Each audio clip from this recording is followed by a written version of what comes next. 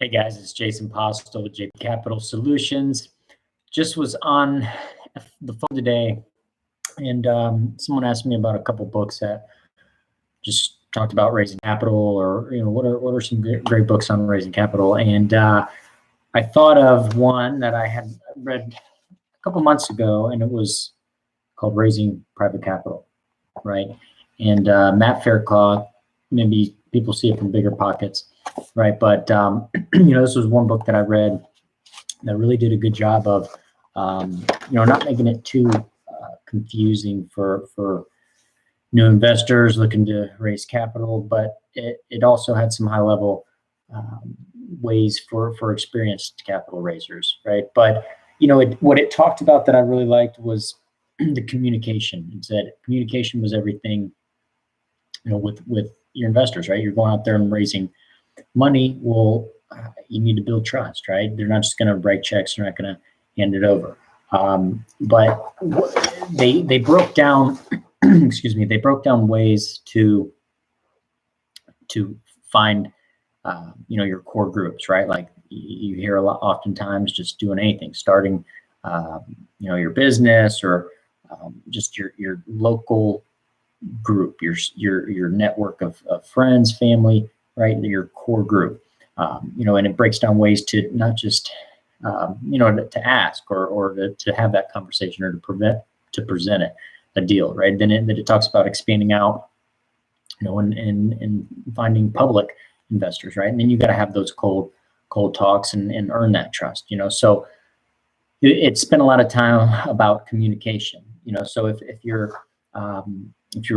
raising money for a large deal, and gave an example of just monthly newsletters, you'll see a lot of them. You guys probably get a lot of newsletters that just update you on what they're doing. If the deal flow is slow, maybe they just tell you what are some of the reasons why, and just maybe just some market information, right? Some information about the market. So they also said, though, a lot of it was kind of they go over what works, right? That's what people want to know, is what's proven, and really video, right? That's why we're watching this video.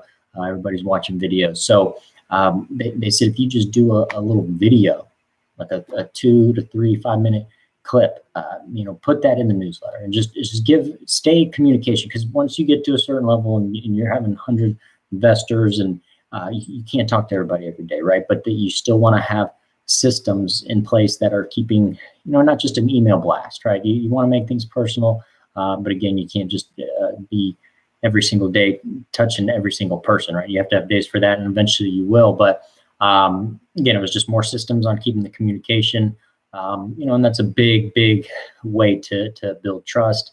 Even early on, before you get the committed capital, right? They just say keeping them up to date, showing them your deal flow, your processes.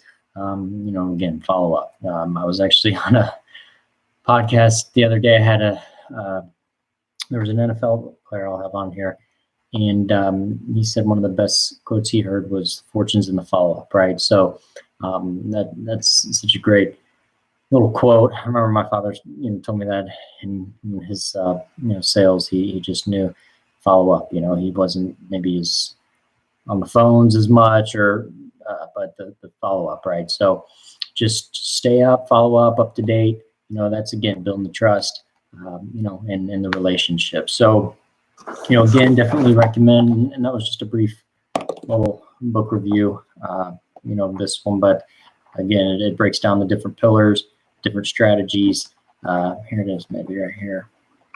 So the cash providers, you can see it breaks down the pyramid, right? Tier 1, 2, and 3 has taken it public. Your referrals, your core group, right? That's your base. That's who people that already know you, trust you, and like you, right? So attack that group and build those relationships, guys. So put what you guys are doing. How do you guys source your capital? How do you guys build your relationships? And follow up. How do you guys have systems in place? And what do you guys do to really help communication? All right. Thanks, guys.